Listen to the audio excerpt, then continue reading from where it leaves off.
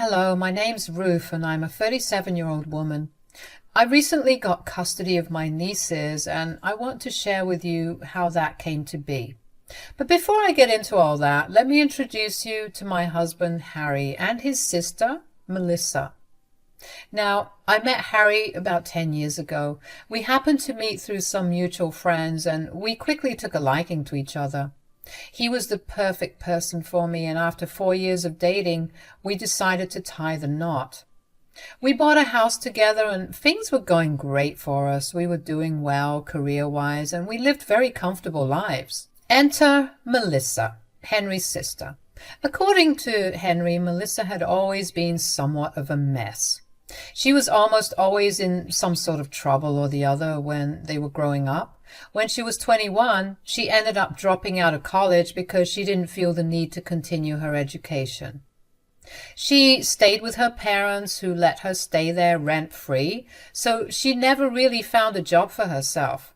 She lived with her parents until she was 27 when she got pregnant by her then boyfriend. However, her boyfriend lived about 6 hours away from us, so she decided to move closer to where he was. Melissa ended up being pregnant with twins. She gave birth to 2 girls named Daisy and Jasmine. They were the cutest kids I had ever seen. Henry and I tried our best to visit them whenever we could. While Melissa still never had a stable job, she worked odd jobs to keep money rolling in considering they had twins to take care of. Everything was going pretty well for 6 years until one day Melissa showed up at our door sobbing hysterically. Henry was the one to open the door and he was shocked to see her crying. "Melissa, what's wrong? Is everything okay?" "Oh my gosh, come in." "Brad is divorcing me." "What? How come?" I don't know. He's been depressed for a while and I noticed that the only time he was happy was when he was at work." "Uh-huh. I know it was wrong, but I thought that he was probably seeing someone at work behind my back." "Oh, Melissa." "I know, I messed up. He did not take my concern well. He thought I was accusing him of cheating on me. He stopped talking to me for a while, and then before I knew it, boom, he just asked for a divorce after you asked him a question once?" "Well, I didn't ask him the question once only. I kept badgering him and accusing him of cheating on me whenever I could. I guess all of that boiled over and he couldn't remain with me." "Okay, well, what's done is done. Let's focus on what we have to do from here on. Who's getting custody of the girls?" "I'm going to get full custody of my girls. I'm not letting that jerk get anything, since he can leave me over something so tiny." "I don't mean to sound rude, but are you sure that it would be best for you to have full custody of the girls?" "What do you mean? Are you saying that I should leave the girls with their absent father?" "No, Melissa. What she's trying to ask is if you're going to be able to raise them when you don't have a job or anything to fall back on." "I'm going to fight for child support and alimony from Brad, and I'm going to get a job at your local diner right after I move back here." "Oh, okay, that's a plan for sure. Where are the girls right now? How are they?" "Well, they're devastated. They want to spend as much time as they can with Brad." "Okay, why don't you spend the night here, and then we can figure everything out tomorrow." "And Melissa, if you need anything from here on, feel free to ask us. You're our family." "Thank you so much. This means a lot to me." I'm not going to lie and say that I wasn't worried about how things were going to pan out. I mean, I wasn't holding out much hope for Melissa, but she was my family and I wanted to support her. Over the next few weeks, Henry and I helped Melissa find a place of her own. Melissa and her boyfriend had been in a fierce divorce battle, and eventually Melissa managed to squeeze alimony and child support out of her boyfriend. He, in turn, was so mad that he decided that he wanted nothing to do with Melissa or his children. And so that was the end of Daisy and Jasmine's relationship with their father. I helped Melissa find a job in our area. I had a few friends who worked in various food joints, and a lot of them were more than willing to help Melissa because she was my sister-in-law. For the first time, I saw Melissa actually working hard.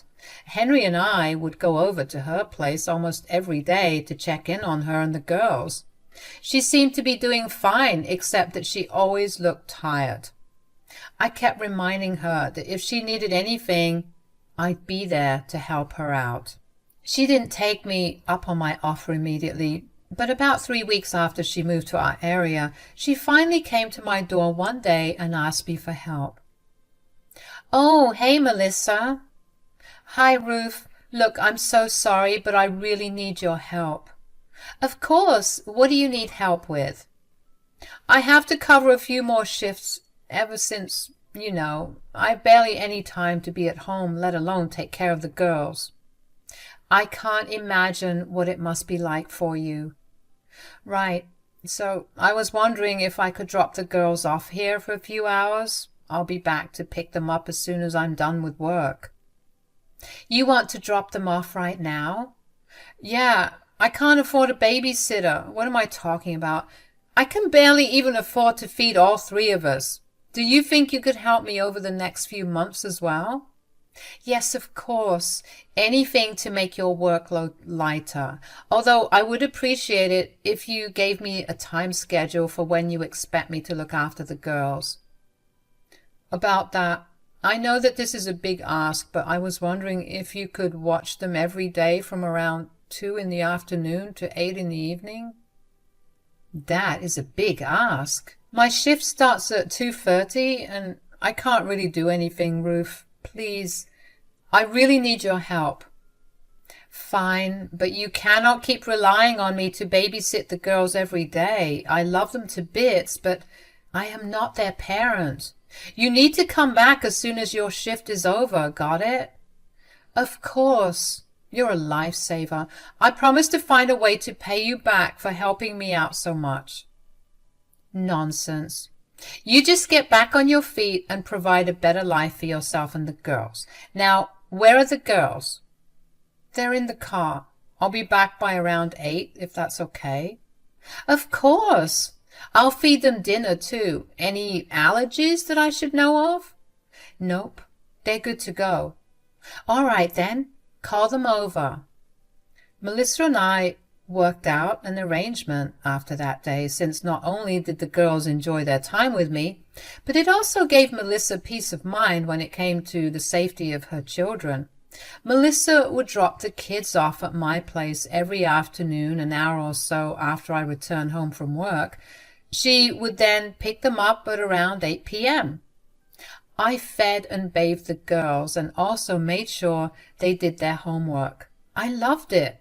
Henry and I never really took the idea of having our own kids seriously, but taking care of Daisy and Jasmine made me feel like I was doing something that I was always meant to do. It felt like I had finally found what I felt was always missing from my life. I mean, I know that kids are bigger commitments, but I really did begin to entertain the idea of asking Henry if we should look into either trying to have a child or even adoption. Anyways, this arrangement of Melissa and I's continued for the next 3 months. It became routine at some point, and I was happy with it, and so were the girls. If I'm being totally honest, though, a huge part of me did feel bad that Melissa always spent all her time working. For some reason, she never got any weekends off because she needed all the extra hours she could get in order to make more money. I knew that she had 2 girls to look after, and that only made me sadder because she was so busy working that she was missing out on watching her children grow. Henry and I were constantly talking about how we wanted to help Melissa out, but every time we tried to broach that topic with Melissa, she'd freak out and accuse us of shaming her for being poor. Eventually, we just stopped and decided to let things carry on the way they always did. However, I did begin to notice something over the months since the arrangement was made. Daisy and Jasmine would always seem so hungry when they came over to my place. I'm talking eating like a pig kind of hungry. They'd eat almost every hour, and while I was never one to say no to them regarding food, I was very concerned about how famished they were every single day. They seemed lethargic all the time and constantly took naps because of how full they were from all their food. I never commented on it because I didn't want to shame the girls, but I made sure that I stacked my pantry with only healthy, nutritious food so that at least the girls were not hurting their bodies. One particular day, the girls came over and ate 2 huge bowls of pasta, and only an hour and a half later, they each ate 2 yogurt parfaits. I was genuinely getting concerned, and while they were napping, I contemplated bringing it up with them. But when they woke up, they asked me if we could do some art together. I took them to the park and we had a little picnic art date. When we got back home, Melissa took the girls back home and thanked me for taking care of them. Henry was working late that day and only got back home an hour and a half after the girls had left. After he freshened up, we sat down to have dinner together. He asked me how Daisy and Jasmine were. "How were the girls today?" "They were sweet. They wanted to do some art today, so I took them to the park and we painted for a while. Then I got them some ice cream, which made them very happy. So all in all, it was a good day." What kid wouldn't be happy with ice cream? I know that when I was a child, I would beg to have ice cream every single day. It's not like you still don't do that. Hey, it's not my fault that I crave something sweet and cold every day. Okay, but I have to discuss something that's been bothering me for a while now. Oh, what's it about? Well, I didn't think much of it at first, but I think Melissa is struggling more than she's letting on. What do you mean? It's just that the girls always look like they're starving whenever they come over. They wolf down their food like they haven't eaten in a day. I mean, is it possible that they just have faster metabolism since they're kids, which makes them hungry faster? I did think about that, but this is very different. That was the only thing I noticed at first, but then I noticed how they'd eat so much in one sitting, way more than they used to when they first started coming over. That does seem odd. Yeah, I'm really concerned about the way they're living. Do you think we could talk to Melissa about this? Maybe offer to help her out a little? No, you know what she's like. She's got a pretty big ego, and suggesting helping her when she's struggling is going to make her angry. I know, but I just really want to do something for those kids. This is exactly how people develop eating disorders and all the health complications that come with it. You're right.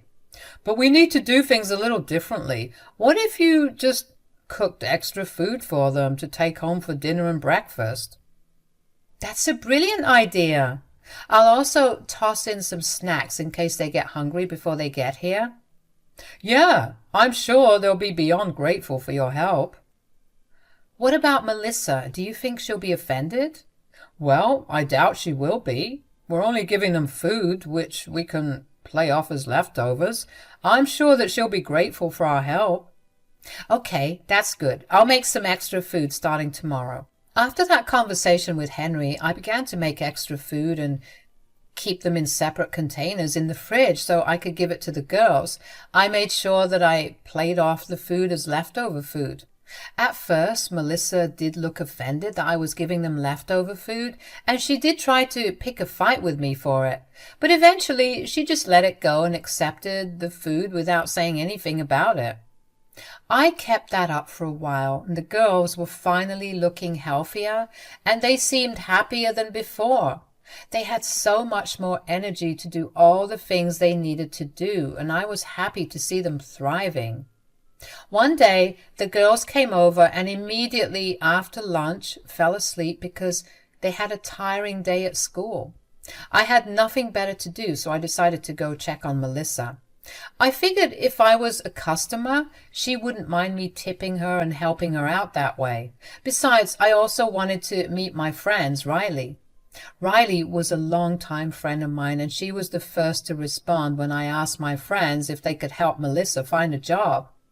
Riley was the manager of the restaurant she worked at.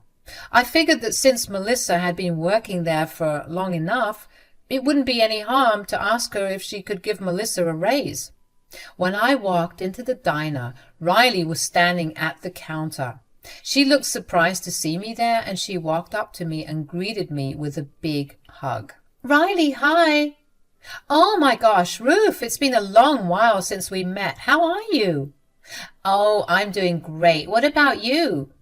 Everything's okay with me. Do you want a table or a booth? I'd like a booth, please. All right. I'll assign a server to you, and I'll get a few things done in the back before coming over to sit with you so we can catch up. All right. That sounds good. Oh, also, speaking of assigning me a server, could you let me have Melissa as a server? Melissa? Yeah, the blonde, thin, tall woman that works here.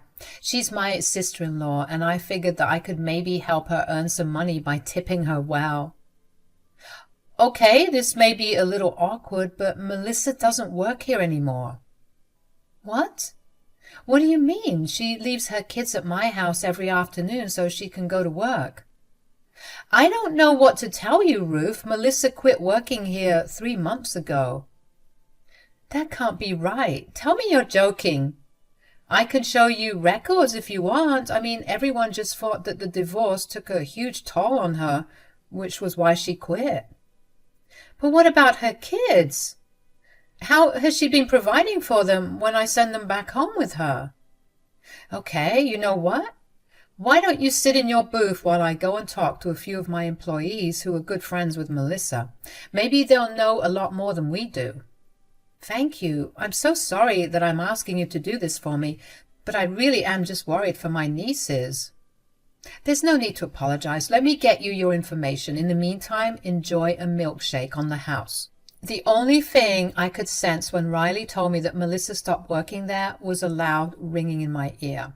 I don't know if that was because of how angry I was or just how genuinely shocked I was. Either way, I sat in my booth, head in my hands, and just kept replaying what Riley had told me. I tried to deny what I found out because, come on, what mother would do that to her kids? But no matter how hard I tried, the information just kept playing around and round in my head.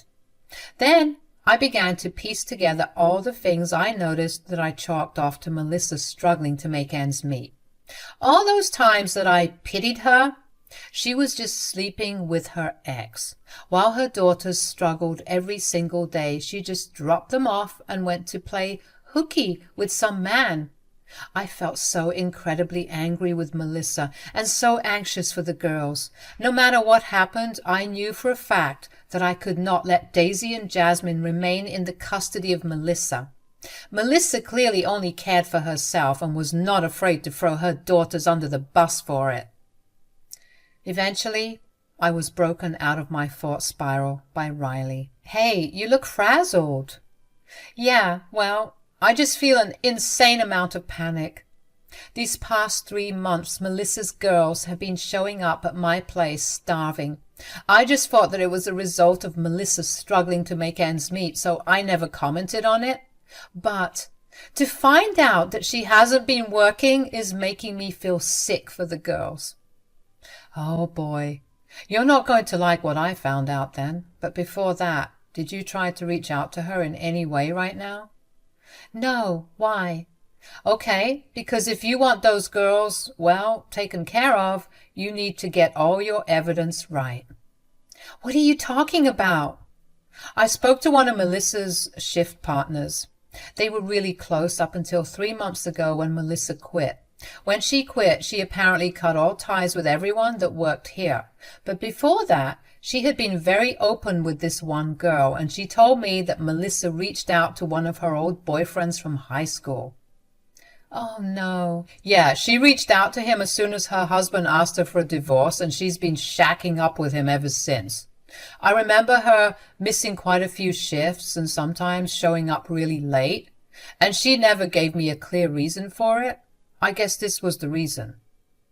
Oh my God, the nerve of that woman, not only to string me along to take care of her kids, but also to neglect her daughters so that she can mooch off some old fling. I guess it's always the people you least expect. I need to get her kids away from her. Will you be able to provide me proof of her tardiness and quitting? Of course, anything for you. Riley left me sitting in my booth for the next half an hour while I fumed. I could not believe the audacity that Melissa had. Poor Daisy and Jasmine were suffering while she was busy trying to get in bed with her ex-boyfriend. Riley came by my table again and dropped off the proof of Melissa's letter of resignation, along with all the write-ups that she was given for being late. There were so many write-ups dating back to when she got her divorce. I asked Riley why she didn't just fire Melissa, and Riley told me that she was just sorry for Melissa, especially with her having kids and all. I thanked Riley for her help and went back home. By the time I reached back home, Daisy and Jasmine were awake. I fed them, and when they were appropriately awake, I gently asked them how Melissa had been treating them. At first, they seemed shocked that I asked, and they tried to cover for their mother. But I told them that I knew about Melissa not having a job, and I noticed how they were always hungry when they came over. Eventually, Daisy broke down and told us about how Melissa would come to pick them up from our place and drop them off back home before leaving them there again to go somewhere.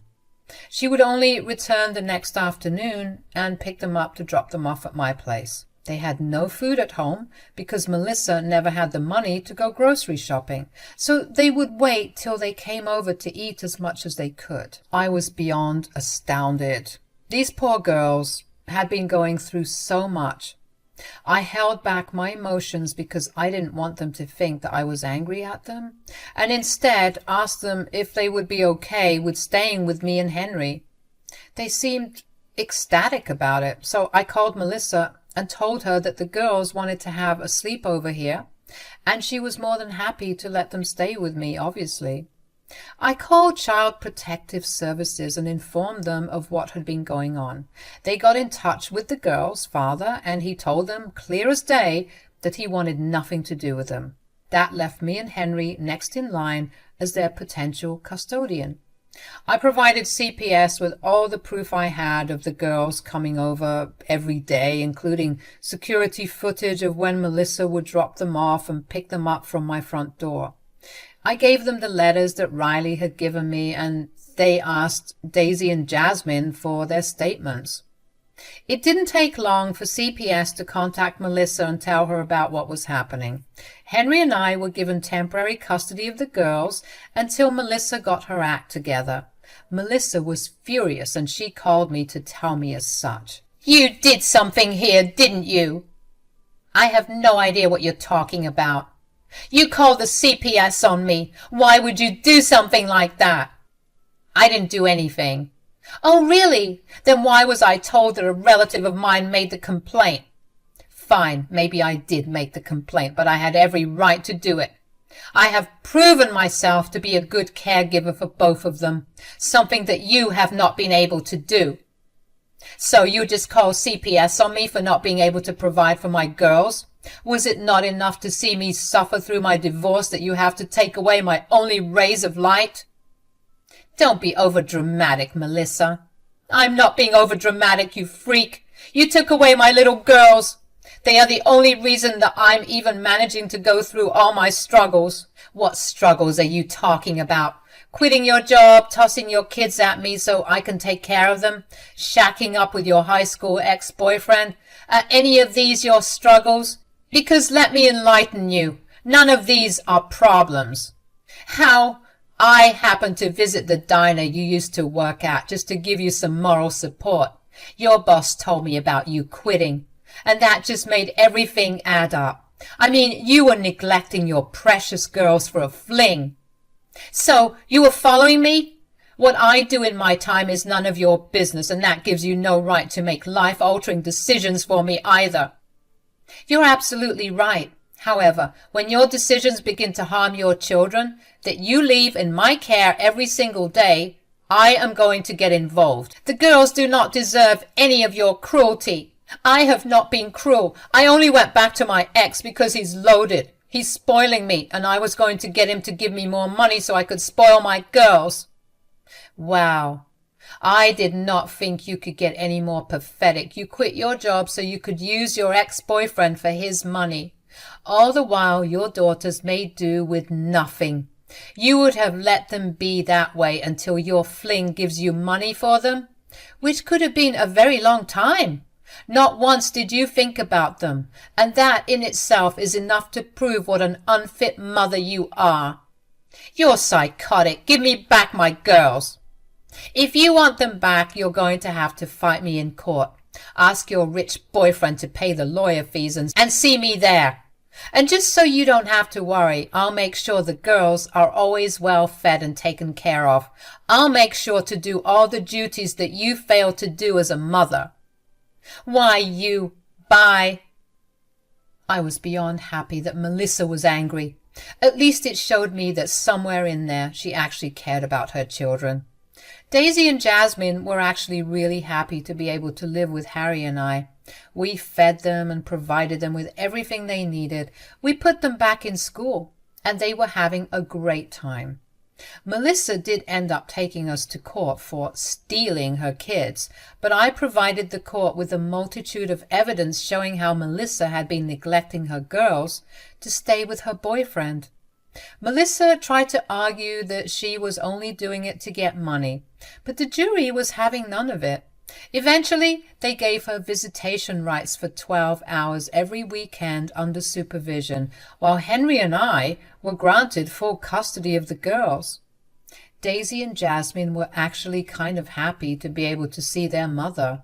I told Melissa that her visitation was only happening at our house and wherever we wanted it to happen. I did not want to risk her running away with the girls. Melissa had been very cold towards Henry and me, but that's not something we cared about. However, with every visit to the girls, she began to get a lot nicer to Henry and me. One time, she even went as far as apologizing to us for her behavior. She thanked us for providing her children with a life she probably would never have. She agreed to go to therapy, and so at least there's something more positive coming out of this. Daisy and Jasmine have decided that even if Melissa gets back on her feet, they still want to stay with me, and that's honestly okay with us. Melissa has a long way to go before she becomes fully all right, and as long as she works on herself, she'll be able to become a better person. As for Henry and I, we're doing amazing. We're happier than we ever were, and in some way we feel like Daisy and Jasmine are our own children, and we feel great that we get to raise a family of our own. Thank you so much for listening to my story.